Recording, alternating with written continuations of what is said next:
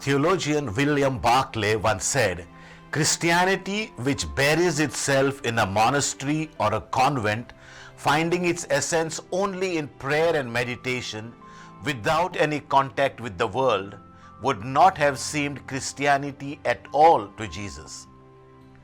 Jesus insisted that our Christian life should be lived in the rough and tumble of life. The question we are asking today is, what is the ultimate meaning of life? In Act 5, Scene 5 of Shakespeare, Macbeth, the character Macbeth has heard that the queen is dead and he knows his own death is fast approaching. At this time, he delivers his famous monologue. Tomorrow and tomorrow and tomorrow creeps in this petty pace from day to day, to the last syllable of recorded time, and all our yesterdays have lighted fools the way to dusty death. Out, out, brief candle, life's but a walking shadow, a poor player that struts and frets his hour upon the stage, and then is heard no more. It is a tale told by an idiot, full of sound and fury, signifying nothing. Is Macbeth right? Is life nothing but a shadow without substance or meaning? Writers and philosophers have tried to answer the question. I don't think any of them have been successful in answering the question to everyone's satisfaction. What is the meaning of life? It surely is a philosophical question, but this is not only the philosopher's question, it is genuinely a human question, and therefore a question that we all ask. It might be a question that is asked in despair or hope, out of doubt or out of sincere curiosity and a deep desire to have goals and guidance in life. In whatever way we raise the question about the meaning of life, it is our most basic question. And so it comes as no surprise that Jesus deals with this question and answers it.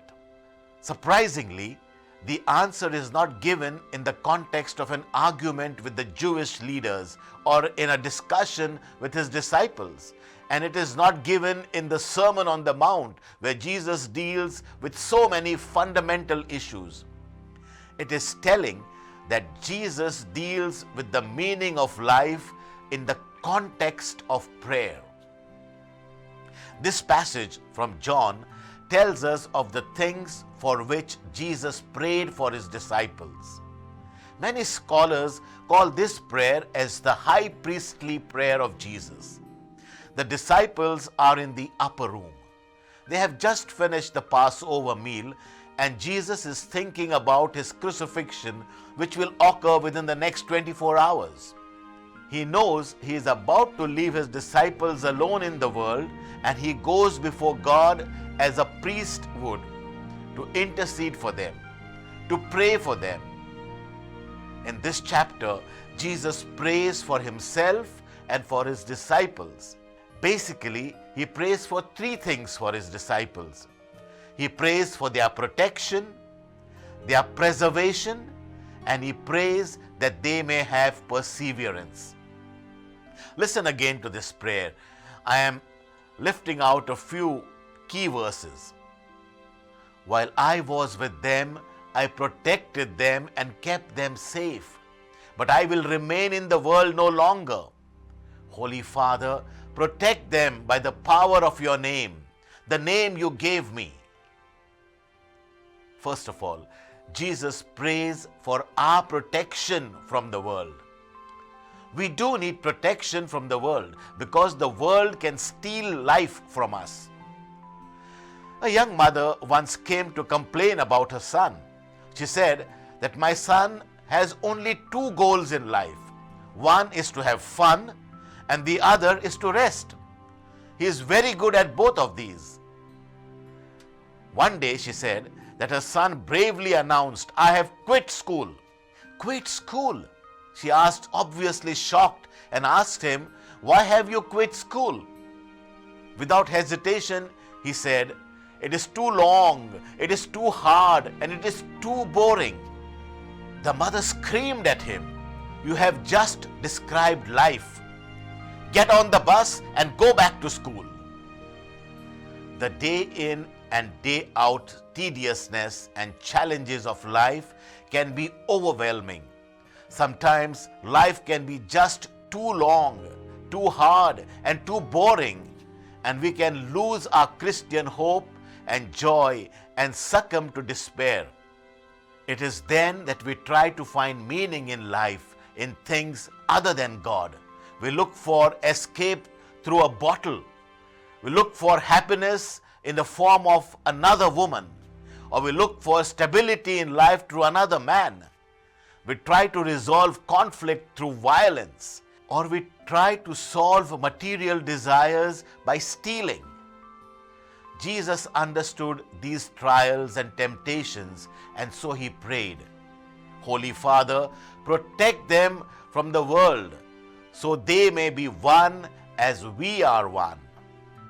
Jesus understood how difficult it was going to be for us to understand the meaning of life, because there are so many ways to get lost in the world. But the way is open, because God is here to protect us, to give our souls the security that we need in order to hear His call and follow. This brings us to the second part of his prayer. In order that we might understand the meaning of life, secondly, Jesus prayed for our preservation. How can we preserve the legacy of Jesus? The legacy or the message of Jesus can be preserved in the world only through His community. Hence, Jesus prayed that none of us would be lost from the fellowship of believers. He prayed that none of us would ever slip away from our faith in God.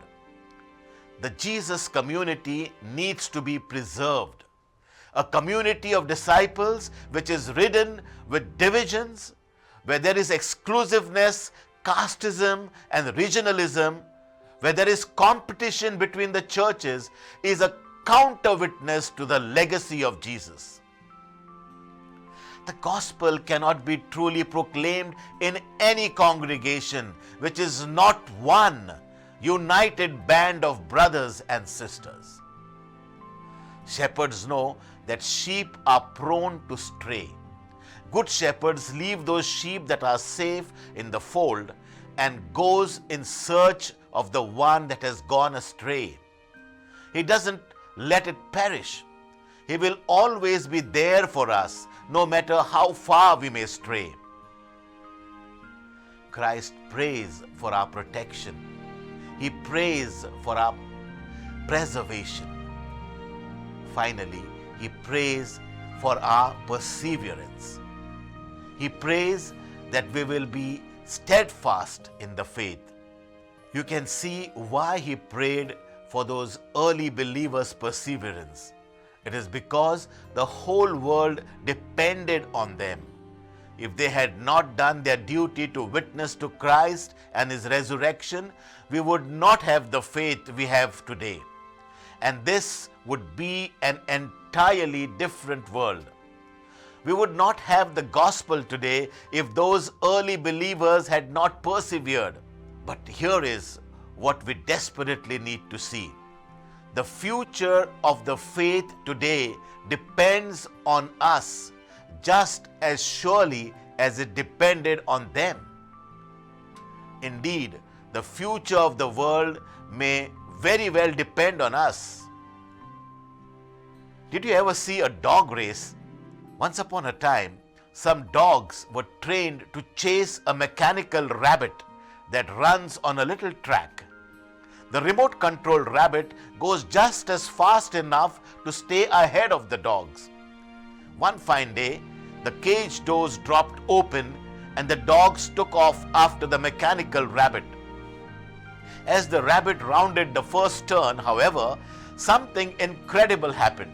An electrical short circuit caused the rabbit to explode and catch on fire. In seconds, all that was left of the rabbit was some black stuff hanging out of a bit of wire. When this happened, the dogs were so confused they did not know what to do. Most stopped running. Some of them just lay down on the track with their tongues hanging out. A couple of them went on around the track at top speed, but without the rabbit to chase, they ran into a wall. Several of the dogs just started howling at the crowd. Not one dog finished the race. Sometimes I think we in the church are somewhat like those dogs. We have forgotten our purpose. We have forgotten why the church exists. It exists to proclaim to the world that as a community of Jesus, we are to be light of the world. When the community fails in the mission, there is nothing but darkness. We must persevere in our work of witnessing to Christ and His resurrection. The future of the faith is at stake. Jesus prays for our preservation, that none of us will be lost from the fellowship of the family. His family, the church, remains the world's best hope for peace and reconciliation.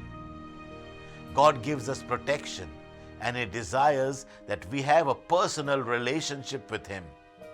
I am not speaking primarily to the lost, but I am talking to the Christian community. Remember that Jesus' prayer was for His disciples, those who have already walked with Him for 3 years. We have a need to deepen our relationship with God. Jesus prays that we might do so. Will you pray that you might come to know God more deeply, so that you can be one, even as Jesus and the Father are one? May Jesus Christ be praised.